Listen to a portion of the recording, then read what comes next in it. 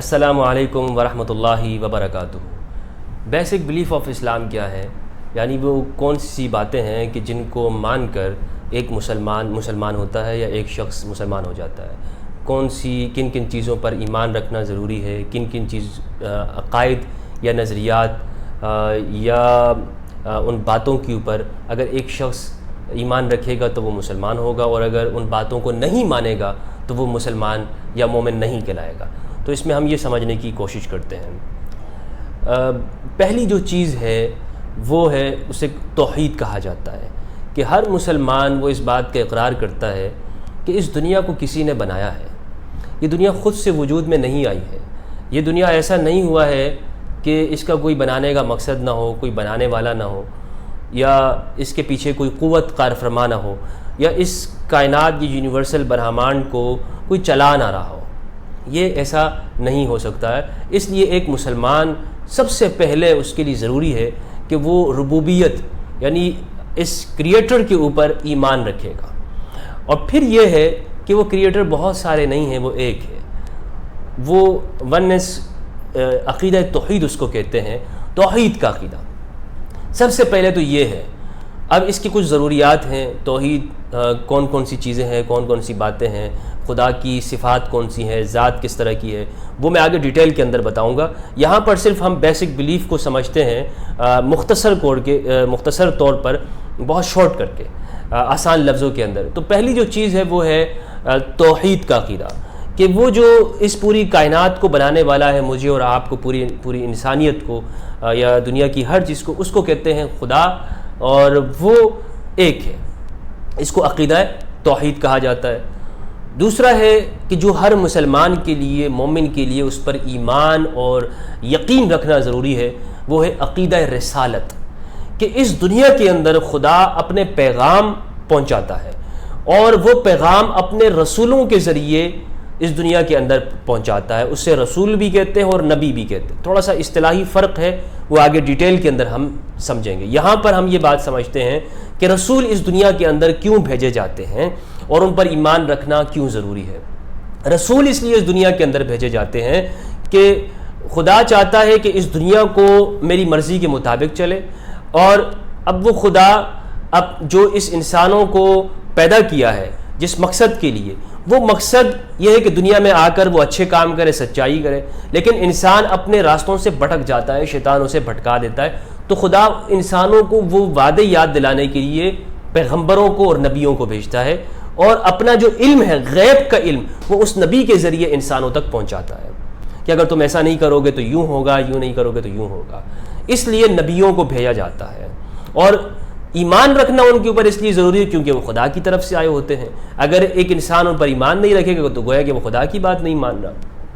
تفصیل آگے ہم سمجھیں گے کہ نبی کی کیا کیا کوالٹیز اور خصوصیات ہوتی ہیں، کون کون سی باتیں ہوتی ہیں کہ جس کی وجہ سے وہ نبی کہلاتا ہے، اور نبی کی جو ہے وہ نبی کے ساتھ جڑی ہوئی، اس شخصیت کے ساتھ جڑی ہوئی، معزز شخصیت کے ساتھ جڑی ہوئی جو نظریات ہیں ان کو ہم سمجھیں گے۔ تیسرا جو بلیف اور عقیدہ ہے وہ ہے قیامت کا نظریہ، کہ ایک مسلمان کے لیے ضروری ہے کہ وہ اس بات پر ایمان رکھے کہ یہ دنیا جس کے اندر آج ہم بیٹھے ہوئے ہیں، زندگی گزار رہے ہیں، جی رہے ہیں، یہ ساری دنیا کسی ایک مقصد کے لیے پیدا کی گئی ہے، اور انسان یہاں پر صرف اور صرف ایک مسافر اور سرائی کی طرح ہے۔ اسے یہ کہا گیا کہ تم نے یہ کام کرنا ہے، اور تمہیں یہ پروگرام دیا گیا، اگر اس طرح کرو گے تو تم آگے جا کر تمہارے کرموں کے مطابق، عمل کے مطابق تمہیں اس کا پھل ملے گا، اور یہ دنیا جو ہے یہ ختم ہوگی، اور اس انسان سے آگے جا کر پوچھا جائے گا۔ وہ جس دن پوچھا جائے گا اس دنیا کے وناش اور ختم ہونے کے بعد، اسے عقیدہ قیامت کہا جاتا ہے۔ قرآن میں اسے الیوم الآخر کہا ہے، آخری دن، بالکل آخری دن، کہ وہ دن اس دنیا کے اختتام کے بعد، اور پھر دوبارہ سے یہ دنیا جب ایک نیا جہان جب بنے گا، اس دن جو ہے وہ قیامت بپا ہوگی۔ اس دن پوچھا جائے گا کہ بتا کیا ہوا تھا۔ اس کو کہتے ہیں عقیدہ آخرت، اس پر ایمان رکھنا ضروری ہے۔ 3 باتیں ہو گئیں۔ چوتھی بات جو ہے وہ ہے فرشتوں کا عقیدہ، کہ خدا فرشتوں کے ذریعے اس دنیا کے اندر بہت سارے کاموں کو وہ فرشتے سر انجام دیتے ہیں۔ وہ فرشتے کبھی خدا کی نافرمانی نہیں کرتے، وہ فرشتے انہیں جو ڈیوٹی دی گئی ہے اس ڈیوٹی کو پورا کر رہے ہوتے ہیں. کسی کو ہوا پہ لگایا ہوا ہے, کسی کو سورج پہ لگایا ہوا ہے, کوئی سورج کو لے کر آتا ہے, کوئی ہواؤں کو کے رخ بدلتا ہے, کوئی دریاؤں کے جو ہے وہ اس کے اوپر روانی کے اندر اس کی ڈیوٹی لگی ہوئی ہے. کسی کی ڈیوٹی لگی ہے لوگوں کو رزق پہنچانے میں, کسی کی ڈیوٹی اس پر ہے کہ وہ بارش کو برسائے گا. تو یہ جتنے بھی دنیا کے اندر جو کام ہو رہے ہیں یہ ان فرشتوں کے ذریعے ہو رہے ہیں. کسی کی یہ ڈیوٹی لگی ہے کہ وہ کسی کو زندگی دے دیتا ہے, کسی کی یہ ڈیوٹی ہے کہ وہ موت دے دیتا ہے, وہ روح نکال لیتا ہے, اور کسی کی یہ ذمہ داری ہے کہ وہ پیغمبروں کے پاس جا کر اللہ کا پیغام پہنچاتا ہے. اور حضرت محمد صلی اللہ علیہ وآلہ وسلم اللہ کے آخری پیغمبر ہیں. آپ کے بعد دنیا کے اندر کسی قسم کا پیغمبر اس دنیا کے اندر نہیں آیا ہے, نہ آئے گا, نہ آ سکتا ہے, کیونکہ آپ صلی اللہ علیہ وآلہ وسلم خاتم النبیین ہیں. تو یہ عقیدہ ملائکہ کے اوپر ایمان رکھنا, یہ چیز ہے. کچھ نے اس کے اندر خیر و شر کی تقدیر کا بھی اضافہ کیا ہے کہ اچھی اور بری یہ اللہ کی طرف سے ہوتا ہے.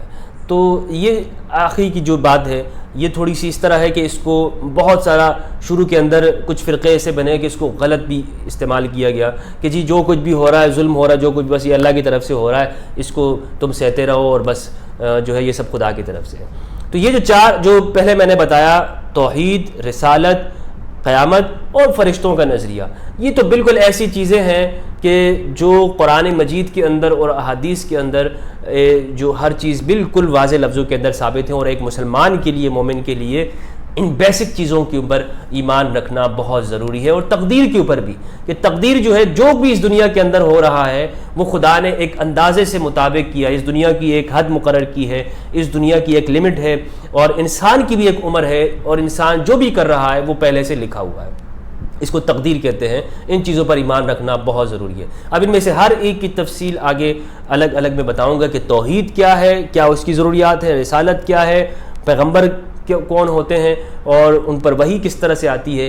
یہ ساری چیزیں آگے الگ ویڈیوز کے اندر میں بتاؤں گا آپ لوگوں کے ساتھ. امید کرتا ہوں کہ یہ چیزیں آپ کو سمجھ میں آ گئی ہوں گی. اس سے متعلق کوئی سوالات ہو تو کمنٹ میں ضرور پوچھیے گا. والسلام علیکم ورحمۃ اللہ وبرکاتہ.